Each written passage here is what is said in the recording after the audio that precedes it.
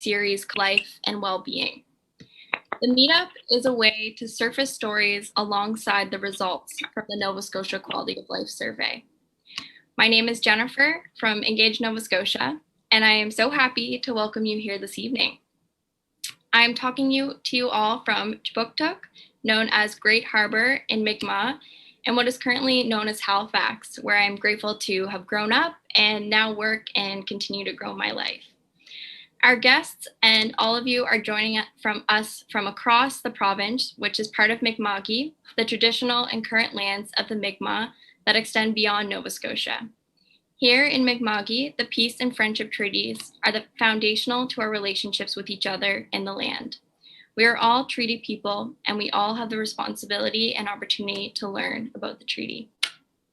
With deep gratitude, I'd also like to recognize the legacy of people of African descent here in Nova Scotia, where there are over 50 historic African Nova Scotian communities across the province. Black Lives Matter, Black History Matters, and continuing to learn about our shared history is important as we work towards a vibrant, inclusive, and resilient province together. So the focus of the Nova Scotia Quality Life Initiative is to prompt fresh perspectives and new action by all of us that better balances our social, environmental, cultural, and economic priorities. So why the blue chair chats like this one behind me? So we've got these blue chairs in our office, and they've been home to thoughtful, challenging, and creative conversations between anyone who's sat here. I've only been here for about a year, almost a year now, and these chairs have been kind of the home to so many eye-opening conversations that I've been a part of. So we'll be together until 7 p.m. talking about the theme tonight, which is our time. So the question that we will be reflecting on and our panelists will be discussing is, how does the way we spend our time, where and with whom, impact our well-being? We'll reflect on how and where we spend our time, what we do, and the control we have over our time. We will also explore what we know about how time affects our physical and mental health and overall well-being. So after this chat, we welcome you to join Wayside, who we've partnered with to host the meetup. Wayside is a learning community led by the organization called Inspiring Communities, where people across Atlantic Canada gather to connect and learn. You can create a profile on Wayside and join the meetup group to talk to others who are taking part, and all of the Blue Chair Chat recordings, so we've had already 2 recordings done, will be linked there, and all of our future recordings will also be linked there, so you can go back and take notes or rewatch, or if you miss them, they'll all be there. And I'll also mention that on Wayside, the meetup has subgroups for each week, so be sure to join the subgroup that you're interested in, or join all of them, because they've all got really interesting stuff and conversations in them. Also, if you have any questions about the Blue Chair Chat or the Nova Scotia Quality of Life Initiative more broadly, we'll answer anything that comes up on Wayside if you want to leave a comment or a question throughout the meetup. But you can also email us at any time by sending an email to info@engagenovascotia.ca. So now I am pleased to turn it over to Engage Nova Scotia board member and our host for this evening, Emily Lutz, as well as our guests, Crystal Watson, Tasha Roscoe, and Karen Gallant. So Emily, I will turn it to you to start us off by introducing yourself and then providing kind of a reflection on what quality of life means to you. And we'll kind of have everybody do that. And I know we have cameras off and our mics off, so we might need tech to kind of get those on, and we will start. Thank you for being here, everyone. Thank you.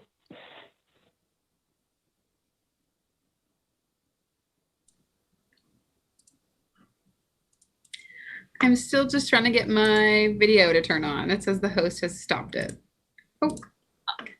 We'll just, Olga, are you able to get that? Oh, there we go. Awesome. Okay. Thank you so much, Jennifer. So hi, everybody. Welcome. Like Jennifer said, I'm Emily Lutz, and I'll be sort of hosting this evening. I've been a board member of Engage for several years now, and really love the work that Engage does. And when Jennifer was talking about the blue chair chats, I'm not in a blue chair. But when I was in university, we used to call them yarns. And there was a group of 5 of us that became really good friends in my residence at university. And we'd get together every night and have a yarn. And those were one of my best memories, and just having those conversations, is free flowing, hearing each other's ideas, and just getting to know each other better. And so I think that's something I'm really excited to do tonight.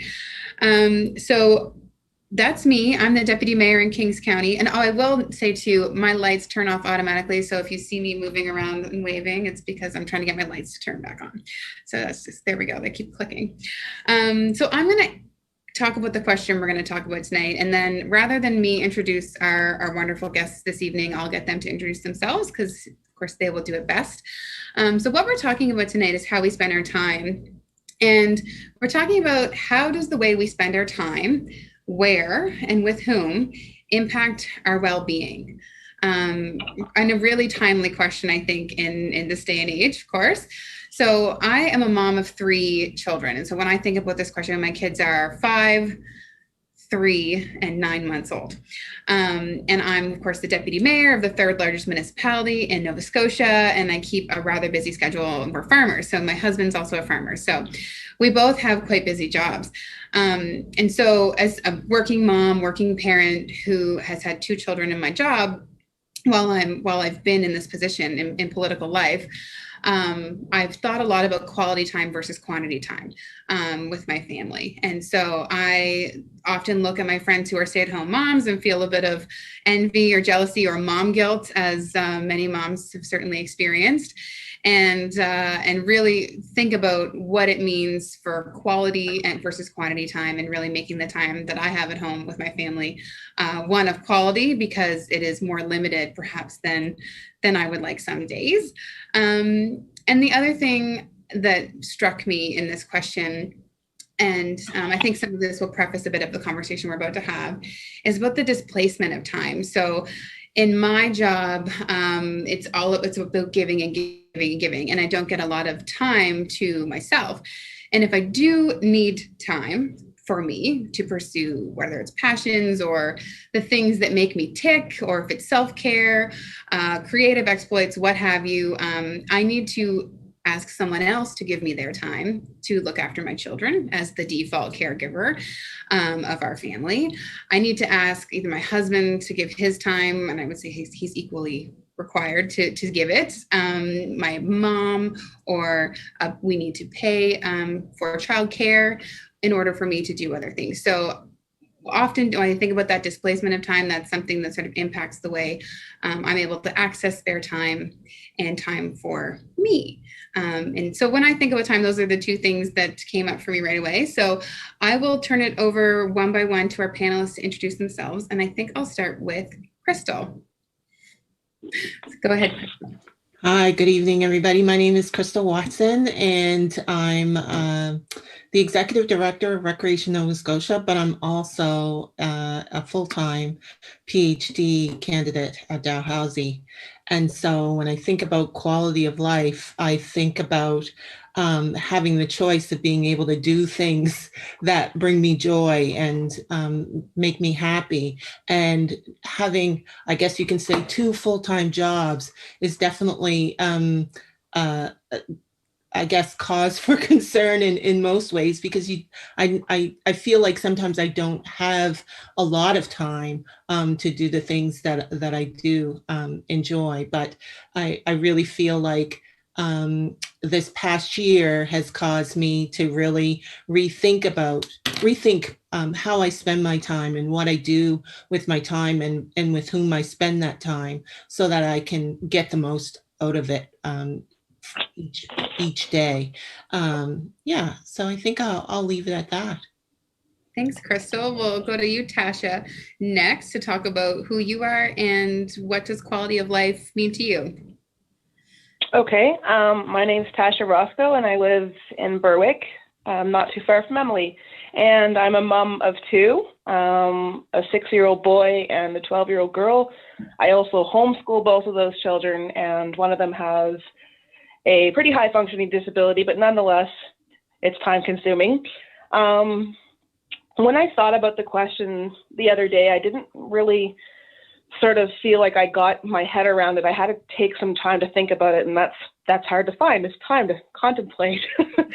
So I sort of wrapped my head around the idea that quality of life means being able to acquire that which makes you feel fulfilled, satisfied, and balanced. Being able to reach beyond the ego and being able to get to know yourself outside of all the other things that directly or indirectly define you. And you can't really have quality of life without struggles to grow. So a portion of that means being uncomfortable. So I realized the other day when I answered that question that I gave you a bunch of interests, because the reality is I don't really have a lot of time to do a lot of things that I am interested in. And manifesting that seems to be the kicker. So some things that I feel, can prohibit that or cause restrictions for me is just financial merit, not having enough family supports around, the nature of our family. I have a medical condition. So like, for example, this weekend, I had a flare up. So some things happened to my body and it made me very fatigued and I didn't have a lot of energy. So I guess really, time is a really hard thing to manage at my house. Generally, I just try to find joy in the things that I have to do because I don't really get to do a lot of things I want to do. So I cook a lot and I bake a lot because we have a lot of dietary issues in our house and allergies. And because of our low income, I'm sort of required to cook as much as I can because I don't have a lot of that like sort of convenient prepackaged stuff, nor can most of us eat it. So I tend to spend most of my time cooking, cleaning, and homeschooling, and obviously spending that time with my kids because they're here constantly. So yeah, I guess I'll hand that over to the next person who's up in line. Great, thanks, Tasha. And I think we recognize that's what makes your perspective really. Karen, go ahead, Karen. Hi, everyone. My name is Karen Gallant. I am a faculty member in Recreation and Leisure Studies in the School of Health and Human Performance in the Faculty of Health at Dalhousie.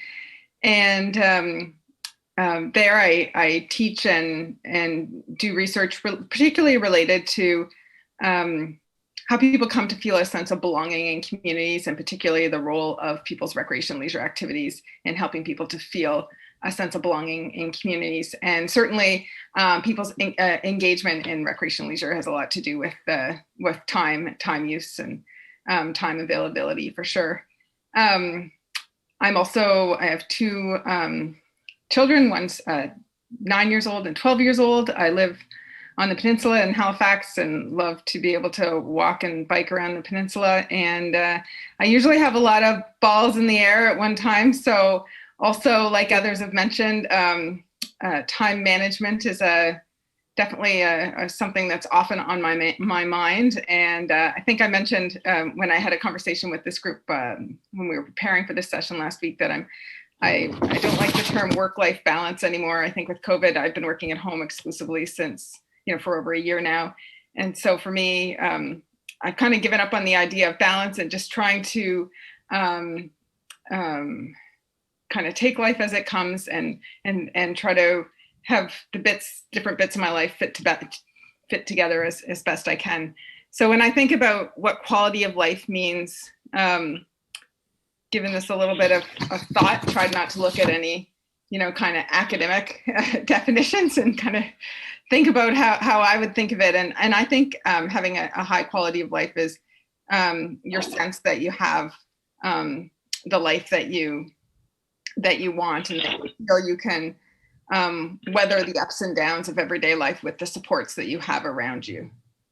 And I think that actually the last year or so has made a lot of people think about what it means to live well or to have a good quality of life. And it might be a little bit different than we once thought. Maybe I'll leave it there. Lots to talk about tonight for sure. Yeah. Thanks, Karen. So one thing that you said, so we're going to open it up now, I guess, to just sort of general conversation and have a little banter about it. And we all come from this. And I just want to pick up on something you said, Karen, about having supports and having a community sort of around you, and how important that is for quality of life. And there's been a few different themes that we've talked about that has come up with all of us. And one of them is time being kind of a luxury, always being short on time and never feeling like there's enough time. And as I was thinking about this, I was thinking of things like, time is money. And we talked about a couple of things in our preparation, but one of the things we did talk about was resources and time and how those two things are connected. And so I'm curious if any of you have thoughts on sort of the relationship between having resources and having times and having time, and how those two things are connected.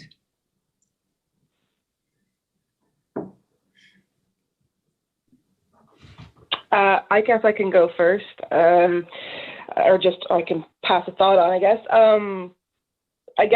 I mean, there's lots of studies that have been done, but when I read those studies, it makes me feel less bad about myself because when I read them, it says things like, well, there's lots of research that is put into, the more money you make, the more money you can spend, and thus basically you can buy the commodity of time and in a direct or indirect way. And I don't mean that in a mean way when I say that, it's just the reality of some people's situations. So for example, in my situation, because we don't have a lot of money and there's one income and we have 2 kids at home and not a lot of family support, I'm not able to necessarily have the opportunity to, say, get a babysitter at our house, or I don't have a lot of family to call on when I need a break, or we can't be like, oh, we're dog ass tired tonight. I would really like to buy some takeout, but we can't. But, so those sort of things affect our family's circumstances personally, because we don't have those resources. In a sense,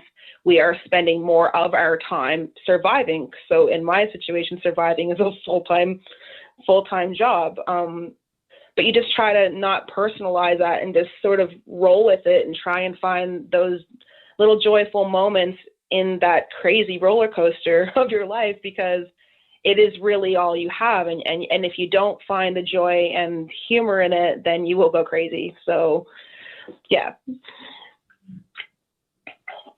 Crystal, I think you were going to jump in there. Yeah, I was just thinking in terms of, resources and whatnot. And I've actually been reflecting on, some of these, thoughts have been percolating in my mind over the last few days. And when I think about the resources, I feel like in order for me to be able to use my time wisely, I have to have a really good understanding of the resources that I have. And I don't think we take that opportunity sometimes to really think about who is in our community, who is in our circle that, that could provide some level of support. And of course, pretty similar to Tasha, there may be a lot of folks around or a few, to be able to do that. And one of the things that I've learned about, time and how I spend it is that I need to learn sometimes to delegate in order to be able to take back and, reclaim my time, so that I can, feel some level of fulfillment and those sorts of things. And it's hard to let go of that control, to feel comfortable delegating, and to allow people to, take some of those pieces on for you that you normally do on your own. And yeah, so I think that can be something that, requires a lot of forethought and just that ability to be able to just sit back and let go and, and then be able to say, okay, I have this little bit of time. Now I can potentially do something, for myself or for someone else, if that's, how you want to use it. The timing is so funny because I'll often like our host is always, people are always coming and going. And some nights, like some days I'll be so stressed. It'll be like 8 p.m. and my husband will be like, why don't you just go out and grab a glass of wine or whatever? And I'm like, well, I have to plan. Like I have to make sure my friends are available and the pub closes an hour ago and I can't just, just because now's a convenient time for everyone doesn't mean that it's the right time for me. And so I totally see where you're coming from. Karen, did you have any thoughts on this piece? Yeah, well, when Krista was talking there and Tasha, I think one thing that comes to mind for me is thinking about, the pace, not just how much time you have, but the pace at which your life or your time is going by. And, when there's this, quite a hectic pace, it's tough to, like you just said, Emily, be able to kind of take advantage of the pockets of time that you have because you haven't had time to plan or you haven't had time to think about it or to make a decision or to explore the options or you're just wearied, right? And so there's this like kind of pace issue that's there as well. And then Crystal, when you were talking about, being able to call upon resources and Tasha as well, whether you're paying for them or you're calling, delegating or whether you're relying on family members there, that's being able to exercise choice. Right. And for people, being able to exercise choice is kind of it's related to health. It's a feeling of autonomy of being able to make choices that's associated with well-being. So, the more able to exercise choice in general, people are going to feel better. And, when you feel, when you have very little choice because you're so, busy and your life is just, you can't really keep up. You're on, that treadmill. I think that's really problematic. And I think Tasha had some really good examples there of being, a little bit on that treadmill, but then also being able to find those like little moments of joy, which maybe make things worthwhile and maybe allow you to slow down that pace a little bit and, enjoy, that passage of time, that sense of time going by, slow down a little bit and just enjoy maybe time with your kids or, baking or whatever. Yeah, it's kind of really interesting, Tasha, when you said that you could find the joy and make joy in the things you have to do and sort of the forced ways you're spending your time. Because if you don't have, I guess, the choice isn't available, then working with what you've got is certainly a way to bring quality to that time. And one thing we talked a little bit too about before was the idea of like hustle culture and the glorification of being extremely busy all the time and what impact that can have on and on people's lives and the pressure that can put on people. And I know, Karen, you had talked a little bit, I think, about time pressure before. So if you wanted to kick this one off, you could maybe, you could speak a little bit to feeling constantly, I guess, that feeling of pressure and how it impacts your ability to enjoy your time.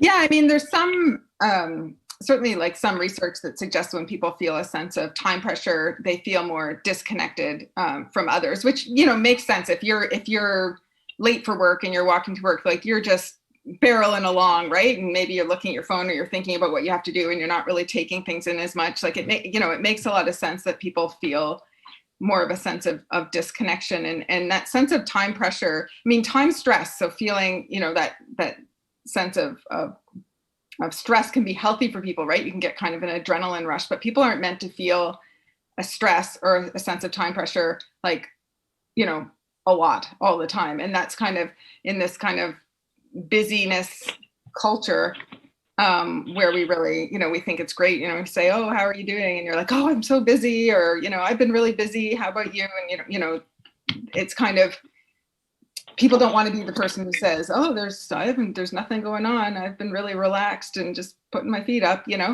and so there's this sense that it's good to be busy, even as people, in a sense, when they think about it, maybe don't want to be so busy. And but it's kind of a bit of a wheel, I guess. And there's like a proliferation of choice, right? We have so many options now for spending our time. Like, you can, with the beginning of COVID, there were all these options for, I know as a parent, like the stuff was just coming at you, all the options. You can take your kids to any zoo internationally and they can check out all the animals. They can go to the museums, the art galleries, everything online. And you can't even take in all those things. Like you can't even make sense of them. There's so much stuff coming at you. And I think it's all part of, that gives you the perception as well that you have even less time because there's so many choices of options. Mm-hmm. Absolutely. Just thinking that, I had to come to a realization myself that, being busy wasn't physically healthy for me. Like it was, Mm-hmm. it was not only, slowing me down physically, I saw a meme the other day around, in the 20s, you get to have fun, in 30s, that's when, your knees start, knocking and cracking and all of these different things.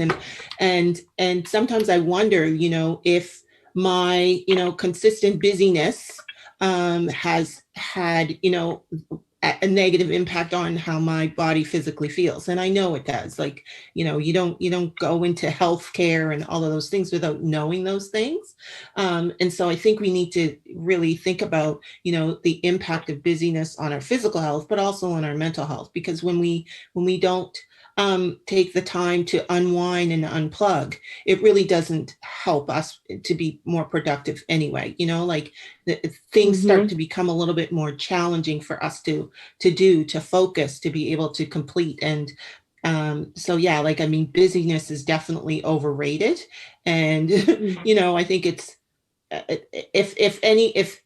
if we've learned anything over this year, like I said, is that we need to really slow down and just, take in all of the things that are, that allow us to be a little bit more reflective around things that are happening in our lives, because life is, sometimes too short for us to be bogged down with a lot of the pressures that are really not necessarily, important. I don't want to say that because, we all work and we have, employers to respond to, but sometimes we just have to say, no, like we just need to take that time for ourselves. I love that you just said that. I love everything that you just said because I totally relate it to all of it. I think I got to the point, I was a single mom with my first child for the first half of her life. And then I had my son. And I remember thinking at one point after my son was born, because he was colicky and we were breastfeeding him and he wouldn't sleep and I didn't sleep and I never had any breaks. And my husband went to work every morning and I would cry because it was just devastating to know that I didn't have the support. I wasn't going to get a nap. This baby was going to scream all day. And I remember just feeling burnout. And I remember watching myself slowly disappear mentally and physically. And I remember when my son finally finished breastfeeding, that was literally around the time that I started getting a lot of chronic pain and I was feeling really run down and the doctors couldn't figure out what was going on and they were taking all these x-rays and no one could sort of figure out what was going on. But in my head, I was going, well, this makes sense. I've just been so busy and running on adrenaline and coffee for so long, doing what I have to do, that my body was just like, you know what? No, I'm going to put you down. If I have to put you down, I'm putting you down. This is enough. And then, and then it started to affect me on that level. So that was the moment in my life where I started to have an epiphany about, this isn't working. And our family tried to do it so many different ways with so many different jobs. We moved from town to town. It didn't matter what we did. The conclusion and the end result seemed to always be the same, that we didn't have enough time, that we were burnout, that it wasn't working, that we never had enough money no matter what we did. So this year was the point for us where it's tipping us, you know what, I don't want to live like this anymore. We really need to sit down and think what matters the most. Everybody's health, that matters the most. Our kids, their happiness, that matters. My health, your health, that matters. So let's simplify our life, because going at this pace and obtaining all this stuff is not working. So thankfully, we had a family member this year who was able to, in a position to help us acquire our dream, which was to be minimalist, to do off-grid living, to live in an RV or cabin. So we're going to do that this year. And I'm 3 weeks away from obtaining a dream that I've dreamt of my entire life, as a world that was way too busy for my liking spun my head and body out of control and dropped me on my butt, for lack of a better phrase. And I'm to the point now where I can actually say that I can look towards a quieter chapter coming up and a Crystal said, this busyness burns you. I don't want to be busy. I just want to grow my garden, deal with my chooks, homeschool my kids, and honestly just go to town for supplies when I have to. That's it. So that's really interesting. And so a common theme that keeps coming up too, and this is not something we talked about before, but I'm noticing more tonight is how COVID has sort of, shifted the way we think about our time. And I gotta say, like, there are days I really miss being locked down. Like there are days that I look back and think, like, it was really nice to just, and there was times, of course, with all the other stuff that was very scary, and all of the unknowns. But there are days that I think, like, I wish we could just have this every year for a little period of time where we could all just take a big break and a big step back. And so do you folks think that the way you perceive time has shifted since COVID? Well, can I jump in here? I feel like there's definitely been, a lot of blurring of different kinds of, you kind of could compartmentalize time more when, I would walk to the office, let's say, or drop my kids off at school, pick my kids up at school. And then when, school's at home and work's at home and home's at home, there's no compartmentalizing. Everything's just overflowing, which sometimes just means that there's way too much going on at one time, but other times means that there's a really nice pace that you can set yourself to the day. And I think it is about, having some choice. And I hear like Tasha talking about, now being able to exercise actually like quite a radical choice in terms of, planning your time and planning, making choices about how you spend your life. And and I think that we can't go at a steady or really heavy pace all the time. There has to be these breaks. And I think we're kind of losing sight of those breaks. And I heard a piece on CBC a few years back that was talking about, they're exploring the idea of whether daydreaming, and in particular, looking up and watching the clouds, was actually becoming obsolete because people just never took time for that. If you had a few minutes and you're waiting for the bus or whatever, people would just look at their phones or, and that idea of just doing nothing was actually like going to be extinct. And I just thought that was such an interesting notion that something like daydreaming or whatever could become obsolete. Mm-hmm. It says, oh my goodness, that is so funny that you said that, because one of the things that I feel like I started doing more, particularly now that I live in a rural area, because I used to live in the city, and I look up at the sky at night and I look for the stars. And I never really noticed how much I did that, I think, until, the pandemic, because it felt like, wow, there's stars. Like, I don't even know how to explain it. Like but it was those, that short period of time where you just didn't, you weren't looking for anything in particular. You just looking at the stars and seeing that. And, I'm hearing a lot more about, 4-day weeks, as opposed to, the 5-day week. And I'm like, yeah, okay, I could do that. But I also know the kind of person that I am, that I would probably work from 9 until 9. And I get into that kind of rhythm where I'm like, oh, it's dark. I might want to turn the lights on and do something different.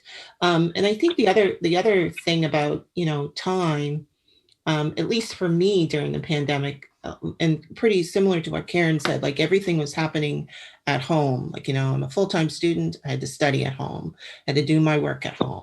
And there was no compartmentalizing for me. Like, even in terms of the space where I worked, everything was happening in one space. And so I found that very challenging, and realized that there needed to be, I needed to force a break in there, because it just wasn't working for me. So, getting out and walking for 30 minutes, or, trying to find something fun to do in the meantime, whether it was like, maybe cook a meal or something like that. And I know people are like, cook a meal, that's what you should do, but sometimes cooking can be fun. And so really trying to find ways to create those breaks in there, because working from home was, and I'm sure it was for many people, was a huge challenge for me. And I really like the commute and being able to clear my mind and not think about anything, and not having that opportunity to be able to do that was really tough for me.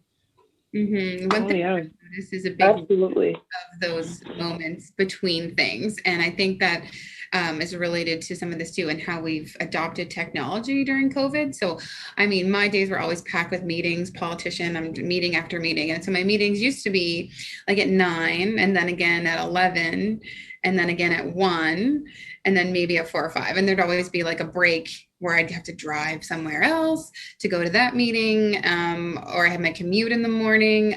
But now it seems like when I'm still doing most of our work online, it's like at 8:30, like my first meeting starts, and then I've got one at 9:30, and then 10:30, and then I'm just closing out one Zoom window and opening up another, and there's not even any time in there to go get coffee or go, to go do anything, even use the bathroom. And then of course, when you're on screen, there's a different pressure of being present, right? And we've all adopted and learned how to be present in Zoom, and the etiquette of maybe not getting up and leaving because you might be offending someone. Whereas I think when we were in person in spaces, like that was just okay to get up and leave and then come back. But there's different rules around Zoom and doing things online. And so technology has also adjusted that as well, and how we structure our days, and that blending together, that there's just no breaks.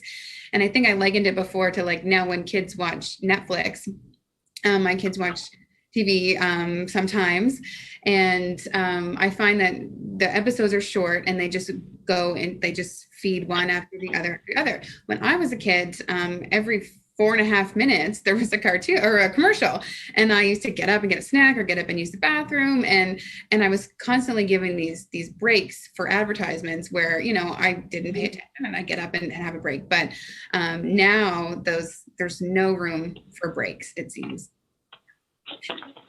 Tasha, did you want to jump in on that one? I saw your Yeah, sure. I see the same sort of theme too, like forcing breaks. And I think it was Crystal that also mentioned about like sort of having to force herself to create breaks. And I guess with COVID, what shifted for me is like, obviously for the first little bit was more anxiety, but then and then sort of like almost a bit of a little like mental break, it was like, oh my God. And then it was like, okay, Tasha, get a grip, what can I learn from this? So it was almost like, it's like you broke down to the bare minimum and hit rock bottom. And then there was like this shift in consciousness. It's like, okay, this is an opportunity for us to learn.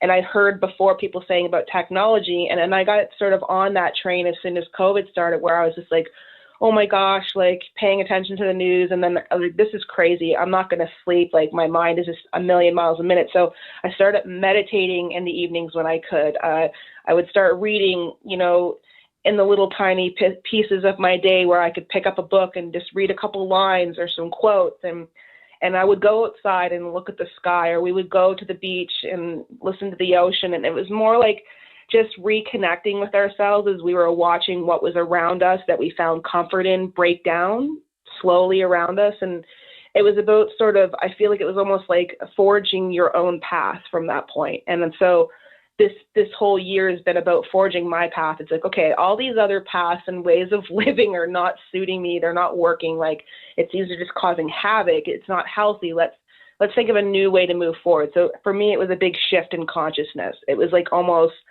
the things that would irritated me less, like people are like, oh my God, you're home with your kids full time. But like, at first it was really, really hard, but now it's just like, meh, because it's like, I get used to it. I get into a routine and we find ways to sort of get through the day. And it's nice to know they're safe, and it's nice to know that they're doing well in their homeschooling. So I'm learning lots. In this way. So even though more things are based from home, I'm learning how to make home my sanctuary. One thing we talked a little bit too, and I'm just going to shift gears a tiny bit, is that sometimes there's a gendered nature to time. And we talked about this a little bit when we did our preparation, and that there's different expectations about how different genders spend their time and their responsibilities, and that those might create different time pressures based on what gender you identify with. And I know, Karen, I think you had talked about that a little bit before. Did you want to maybe give us your thoughts on the difference, I guess, in gender time and what that looks like for people? I'm trying to remember what I said before. I mean, I think there's a lot of, I guess, women or folks who identify as women tend to have a lot of expectations related to things like childcare or caring for folks in community care, those kinds of things. So, and a lot of those things are sometimes unpaid, and because we give such status to money, they're also, you know, undervalued. And so you have these elements that can take up a lot of your time, but because they're maybe not as valued as paid work, you know, you tend to get more stuff piled on. And you know, I think there is generally a gendered inequity related to, you know, time availability for sure. Mm-hmm. I know that, I mean, in our household, we have a fairly equitable household, but I end up seeming to be the one that when it comes to making a birthday cake, or if it's there's a lunch, you know, pre-COVID, there'd be a luncheon happening.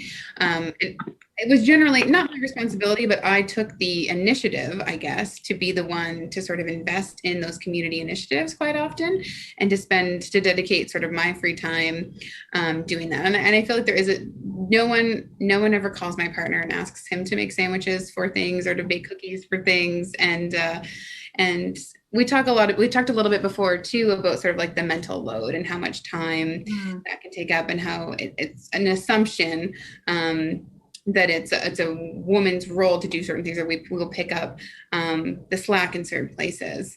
So do you guys have any sort of experiences in that respect? Is it okay if I go in? And then we'll go to Crystal. Okay. I find, I'm like you, I find it tends to be unequal, because like often I find, and my husband's great, he's home at the moment, but I do find that there is, like, you know, like you say, the baking and the cooking and, you know, the one-on-one time or with the kids to do an activity, or, you know, the laundry or the gardening or the animals, or, you know, those things tend to, you know, always fall on you. And I don't know if you're anything like me, but then at the same time, there's all those little jobs that no one cares about either, like the fact that the floor is sticky, or that things need to be thrown out in the fridge, or the garbage cans overflowing, or it's all those other little jobs too. And like you say, before you know it, your mind is just so full. And I feel like you say, so much is put on women, or women who relate as women, gender wise, so much more, because culturally it is undervalued work, because a lot of women and men, but mostly women, tend to be at home looking after those kids, and they don't have a working wage for one reason or another. And a lot of people have this stigma that some of the people who do stay at home are lazy, like raising your family is a lazy pursuit. Like, you don't want a real job. And like, the way I see it is, if you're able to and you want to, or if it appeals to you, if you work at home, that's just as much of an important job as any other job. The problem is that you don't get paid for it. And it does make you feel inadequate. And I do feel like it affects my self-esteem, and has through the years, until I got a grasp on it and realized that if I was going to find any value in it, I was going to have to validate myself. Because I wasn't going to get that culturally around me, and very few people acknowledged that what I was doing was hard work, or that it was time consuming, or that it caused burnout. I mean, it's funny because I hear this term burnout all the time with people who work really long hours, and rightfully so. You are burnout. You're working long hours, or you're taking care of people, or you're caretaking for elderly, or you're a teacher, or you work for the government, anybody. I mean, burnout can happen at any job, but it's like the people who are at home have to hide with it secretly, and it's like this little monster because you don't want to talk about it because people are like, well, at least you get to be at home. And then it's like you feel like you're being ungrateful because you are at home, and people assume that it's easier because you're at home, but it's really not. It's just different. So yeah, like I guess culturally definitely feel like we need to make a shift on showing the value of all work, and that, a lot of people who are at home, whether it's moms or dads or grandparents who are taking care of the kids, they don't just do one job, they're doing multiple jobs every day and are juggling that with regular life. So yeah. Yeah. So I'm single, so everything that I have to do, I do myself. My daughter is grown and lives on her own. She's like almost 27 now. So, I think my particular experience is very different when it comes to, gendered type chores or anything like that. But I also think about, what the experiences of individuals who don't have that traditional quote unquote nuclear family, what their experience was with having to manage their time in their own situations, so like I know of parents who share the responsibilities equally, without any kind of challenges, and I kind of envy that in a way, when you have a partner or something like that to be able to support you in doing some of those things. But then sometimes I'm like, yeah, no, I'm so glad I don't have to deal with those things either, because then it's still on me to kind of learn how to manage those particular responsibilities, with my time.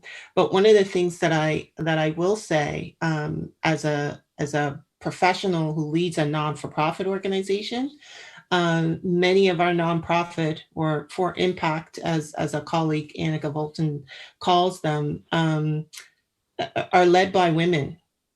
And we know that during the pandemic, a lot of those not-for-profit organizations were very much needed during that time. So if you could just think about the amount of stress and or responsibilities that were placed on those particular individuals leading those organizations, I think it gives a very different perspective, and I think it's cause for pause really when we think about who is leading those organizations that support a good chunk of the individuals in our communities when it comes to needing that additional support, whether it's because they live in poverty, or they needed shelter, or they needed whatever they needed. We have a lot of folks, even in the recreation field,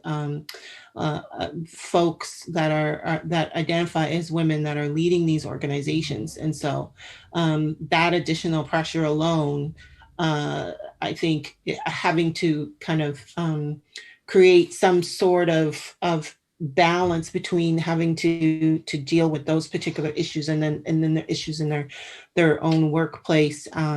It's a broad level and many layers of responsibility there.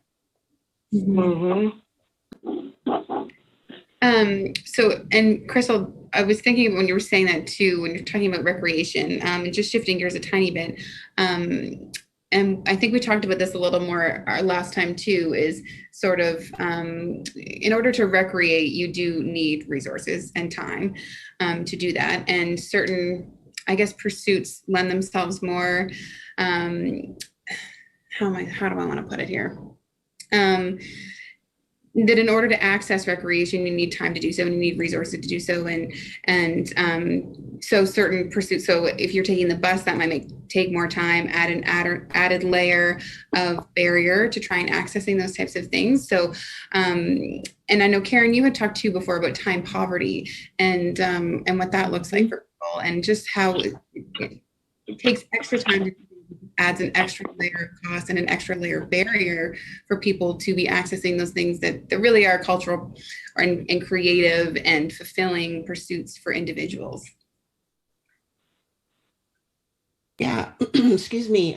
Yeah, like I think about, you know, all of those different opportunities that require some planning on behalf or on the part of the person that wants to participate in those particular activities, whether it's in the community. I know we've seen a lot more people access the outdoors, but even still, like, you know, which trail am I going to go to? What do I need to be able to participate in that particular activity successfully? You know, is there someone who's going to go with me? Should I, you know, think about a leisure partner in that particular instance? And so, yeah, there's always a lot, you know, there's a level of spontaneity always in participating in recreation, but then, you know, you do have to do some planning when it comes to being able to participate, especially if this is something that you're trying for the first time.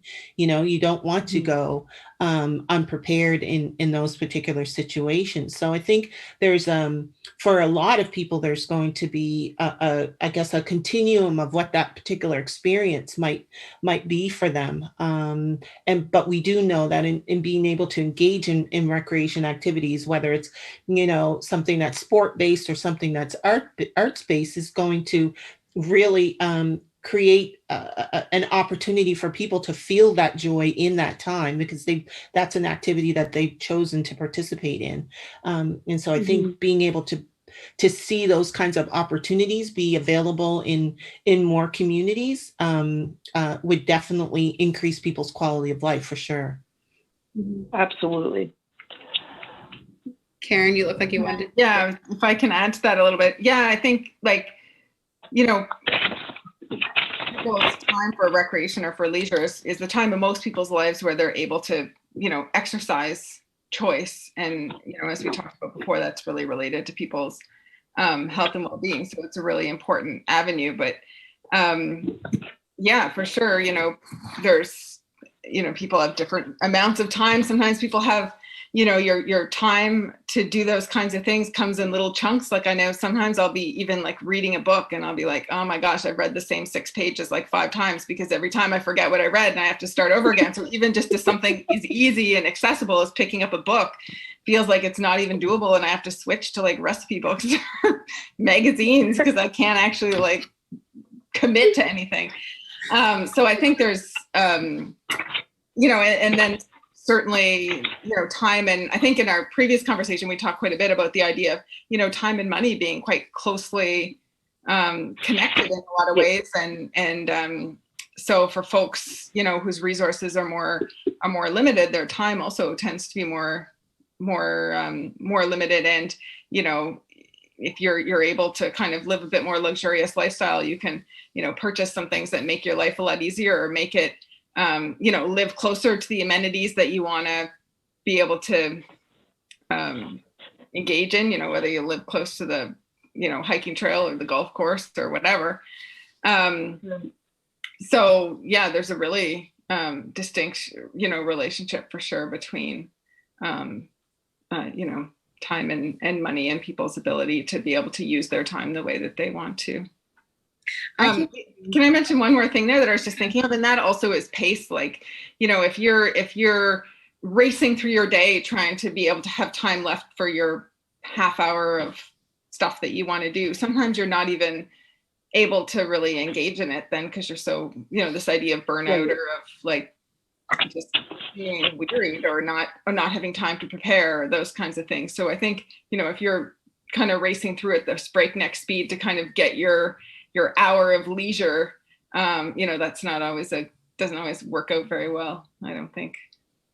Yeah, I keep thinking by the time I have time to exercise, it'll be too late. Like, but I'll already have like broken knees, like Crystal said, because I think like right now, I mean, you're right. By the time my day is done, it's 9:30 or 10 o'clock at night. Like I get home, we make supper, I spend some time with the kids, we do bath, we do bed. We haven't done the dishes yet. We haven't folded the laundry yet. We haven't swept the floor yet. We haven't packed the book bags. We haven't packed the lunches. You know, we have to clean up the playroom. Like it just seems like by 9:30 or 10 or 10:30, I'm like, but there's nothing left for me. And then what I end up doing is staying up till midnight so I can just grasp that 1 hour to just shut my brain off and to do something for me. I love that you said that. So, staying up late, that's awesome, because I do it. I'm terrible at it. I think there's a term for it. I don't know what it is. I heard there was a term for it the other day, that like, you need to go to bed because you'll be miserable the next day. But you need, like, if your entire day is full, then even if it's just like one episode of one show, just to like, this is something I did for me, and not right. And as a politician, I find I'm giving a lot to my constituents. I'm giving a lot of my time away. And so, there's a little bit of empowerment in sort of taking some of that back, even if it's just sitting on my couch and doing literally nothing. Like even the TV doesn't even have to be on, just time to do nothing is hard to come by. So can we make more time? Is it possible? Well, that's what you're trying to do when you stay up late, I guess. Yeah. Yeah. Burning your candle at both ends. I really feel like it's about prioritizing, like what is it that you want to achieve each day? If you want to bury yourself in work, then bury yourself in work. But if you want to, really find and do something that brings you joy and meaning in your life, then prioritize that. I don't see that at this point. I'm like, who's going to tell me not to, like we have to be able to, again, take that time back and use it for our benefit. Like, because once it's gone, so yeah. Mm-hmm. I like that. I think you mentioned before about learning to delegate, and that, like, I'm the kind of person that's always had to be responsible. So I guess in a lot of ways, I got used to being on autopilot and learning how to like sort of be in control, not in a crazy way, but just like this is how you get her done. But like learning to delegate is hard for me. I'm learning. It's like learning to trust that someone else is going to give even half of the quality of input that you have. But it's sometimes you also have to just surrender and just accept that other people do it differently and that it's not going to be how you do it, but at least it's off your hands.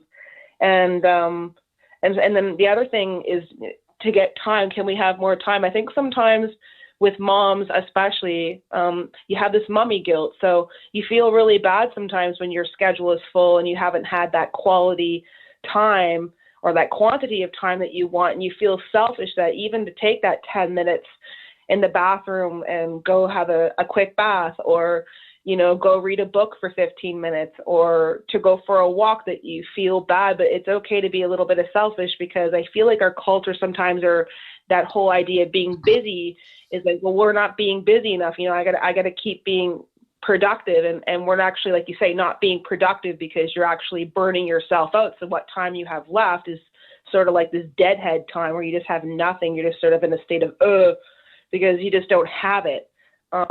So being a little bit of selfish and going, you know what, it's okay. The kids won't die. They won't hate me because I haven't spent a half an hour today not looking at them or engaging in a game or one-on-one. They're going to remember if mommy was happy, or they're going to remember that mommy took time, because we're teaching them too. It's like we're teaching our kids, well, when you're burnout or you need time or space or you're overstimulated, what are you doing? Well, I give myself a timeout. Sometimes I come in my own room and give myself a timeout. So it's like about learning to show yourself care and to show your children that it's okay to care for themselves when they're getting to that point, because that's an important skill for them and observation to make too, because they can't learn it unless it's being modeled. Here. Whenever I start to feel bad about all the hours I spend working, I think like it's really important for my kids to see me doing what I love and investing in myself. That's a good example for them. We're near the end. Karen, did you have any final thoughts on tonight's conversation? No, I thought Crystal's message of just maybe trying to, reclaim some of your time for the things that you love is a good way to end. Mm-hmm. I think so too. Jennifer, I can hand it back to you with 1 minute left. Thank you so much, everyone. And all of those who are still watching. That was such a great conversation. All of you are so amazing. So thank you, Emily, Tasha, Crystal, and Karen. And yeah, I think you all nailed it right on the head. This conversation really got into kind of the nitty gritty of what we're doing with our time. And I think that's the reality of it, is it's these raw little daily things that seem not super important at the time and are kind of in the back of your head, but are actually the things that take up the most pieces of our lives and the biggest part of our time. And some things that really stood out to me, Karen, when you mentioned scratching at work-life balance, I totally understand, we should not be trying to achieve balance at all times. It's going to be switched around. And I love that idea. And the idea, Tasha, of, simplifying our lives and focusing on what matters most is, exactly what we do and what we're thinking about with the Quality of Life Initiative, and trying to get rid of all the noise and thinking, what are the most important things in our lives, and exercising choice. And being able to have time to choose things that we want to do and things that make us happy and are good for our overall well-being and quality of life. So I really, really appreciate all of your insights. They're so valuable and such a great conversation. For everyone who, this is your second time meeting. So it's really exciting that all these things we have in common. And, everyone's in different places and very different lives. So I really appreciate it. And so everyone's still watching. I'll wrap up because I know it's 7. As I mentioned in the beginning, we can keep talking on Wayside. If you have any questions, head over to waysideinitiative.ca and join the meetup group. And maybe to start a conversation in Wayside, we ask you, has your perspective shifted at all? And if so, why and how? Or has anything been brought up for you tonight? If it has, head over there and you can type anything in and we'll respond to any questions. Also, this Thursday, we are hosting the Whiteboard Jam session. So that'll be a time where you can put pen to paper literally with us, and we'll guide you through a series of reflections and brainstorming about our time. And next week, our theme is discrimination. So we will be thinking about historical and persistent discrimination across gender, race and ethnicity, class, and ability. Discrimination affects our well-being in many different ways, and we will speak to some of them and encourage ongoing work and conversations. We will be asking the question, how does discrimination affect our individual and community's quality of life and well-being? We hope that you'll be able to join us, as this is a very important conversation. So as I wrap up, I want to thank you all for tuning in. Hosting these online events are a new and exciting challenge for us, and we welcome your feedback. So there will be a feedback form in the chat, and it'll also be included in a follow email that we send out. So I hope everyone has a wonderful evening. I can't believe it's still light out. That's kind of weird. So, and I hope to see you all again soon. Thank you so much. Thank you. Thank you, everybody. Bye, everyone. Thank you, ladies. Thank you so much for everything.